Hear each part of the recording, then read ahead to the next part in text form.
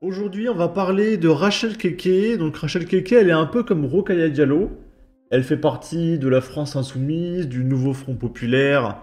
C'est une gauchiste extrêmement raciste et racialiste pour qui tous les problèmes de la société est uniquement dû à la couleur de peau et à absolument rien d'autre. Et il y a un mec qui va témoigner.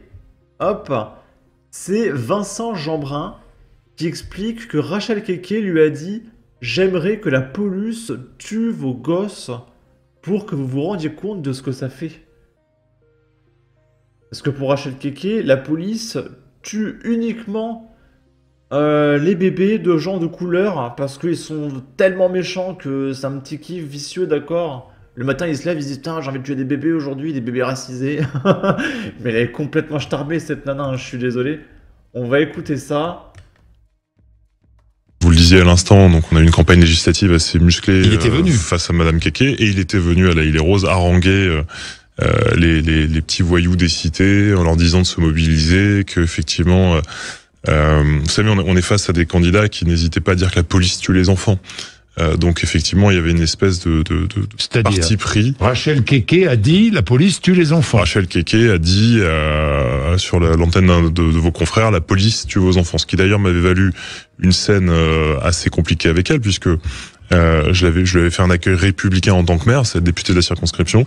J'étais revenu sur cette affaire en lui disant mais Madame Keke, vous vous rendez bien compte que vous avez heurté tous les policiers honnêtes de ce pays qui ne sont pas là pour tuer les enfants. C'était énervé en me disant mais vous pouvez pas comprendre ce que je veux dire puisque vous êtes blanc, vous êtes riche, ce qui est faux par ailleurs, moi j'ai grandi en cité HLM, et elle a conclu en disant j'aimerais bien que la police tue vos enfants pour que vous rendiez compte de ce que ça fait. Donc c'est face à des gens comme ça qu'on se bat aujourd'hui en politique, c'est-à-dire des gens qui sont dans la haine, qui sont dans la colère, qui sont dans le chaos, et Monsieur Delogu à chaque fois qu'il est venu à la Île-et-Rose, c'était pour... Et puis, je pense pas que les gosses de Vincent Jeanbrun passent de refus ou tempéré, écrasent des policiers, deal, etc. Ça m'étonnerait beaucoup. effectivement faire une harangue des jeunes des quartiers contre le maire, contre les institutions et contre la police. Donc ça fait peur, effectivement. Et encourageant le trafic de stupéfiants. En tout cas, le sentiment qu'il donne sur un certain nombre de vidéos, parce que voilà, on a senti qu'un des arguments électoraux, c'était on va légaliser, on va vous permettre de dealer beaucoup plus facilement, etc. Bon, moi, j'étais pas sur place, mais on voit bien que c'est cet esprit-là qui règne. Ouais. Oui, François Ruffin, qui dénonce en fait cette façon de faire de la politique des LFI. J'ai trouvé très courageux la position de François Ruffin de dire, d'ailleurs même d'avouer lui-même qu'à certains moments il était presque dans une logique de campagne communautarisée, c'est-à-dire qu'en fonction de l'apparence des gens, s'ils étaient issus de l'immigration, il leur donnait plus facilement un tract de Mélenchon qu'à d'autres. Et la capacité de l'avouer et puis derrière de dire mais en fait je me rends compte que la LFI maintenant c'est plus une formation républicaine au sens de l'universalisme républicain, mais c'est clairement du communautarisme assumé et du petit marchandage, parce que ce qu'on dit là sur Monsieur Delogu dans les quartiers nord de Marseille, c'est ce qu'il fait, il traite avec les mafias en fait, c'est ça la réalité. Donc aujourd'hui, on a un défi, c'est de séparer les forces républicaines de gauche dont on a besoin dans notre démocratie de ces gens qui sont aujourd'hui dans l'extrémisme et dans la volonté d'être dans le chaos permanent. Moi, c'est ça que j'ai vécu régulièrement. Vous le disiez. C'est vraiment absolument dingue hein, ce qu'on vient d'écouter. Et du coup, on va essayer de vérifier les propos de Rachel Keke. Voir si, en réalité, la police se lève le matin puis a envie de tuer des bébés parce que la police est tellement méchante. Donc là, on est à Rosny-sous-Bois. Il y a une dame de 26 ans qui a été retrouvée morte. Elle a été étranglée chez elle, en Seine-Saint-Denis. Son compagnon de 29 ans, qui dit être possédé par le diable, s'est mutilé le coton-tige avec un couteau. Et du coup là, c'est à cause de la police ou comment ça se passe ça? Là, c'est le témoignage d'un policier à Paris. En 2 ans de service, je n'ai absolument jamais arrêté un Français de souche. Benoît est policier dans les transports en commun à Paris. Il est régulièrement confronté à des prédateurs S. Aujourd'hui, il témoigne de son quotidien, du profil récurrent des agresseurs et de sa déception face à la réponse pénale après les interpellations. En 2 ans de service, je n'ai jamais arrêté un Français pure souche pour des vols ou des agressions dans les transports en commun. Mon quotidien en tant que policier, c'est de patrouiller dans les transports en commun à Paris.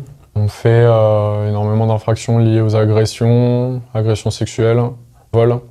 Malheureusement, ça concerne toujours les mêmes types d'individus pour les auteurs.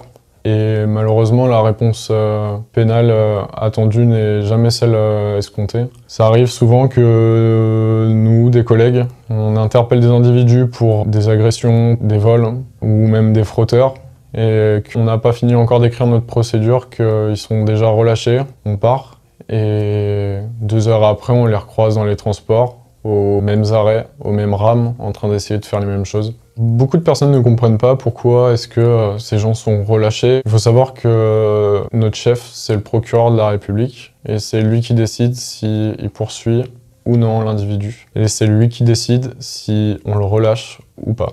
Le travail des policiers est fait, cependant c'est la réponse pénale qui est insuffisante. Je suis rentré dans la police, c'est pour aider la population, aider les gens. Et je me sens démuni par la réponse pénale. J'ai l'impression de rien pouvoir faire. Ça me frustre énormément dans mon boulot au quotidien. La méchante police de la bête immonde, des heures les plus sombres de l'histoire. Quelle horreur. En gros, il est condamné à arrêter sans cesse les mêmes personnes qui sont relâchées systématiquement, une boucle infernale. Tout le monde sait, certains font encore semblant. Les juges sont acteurs de la prochaine révolution. Et pour résumer un petit peu la situation, il y a quelqu'un qui a fait un mème.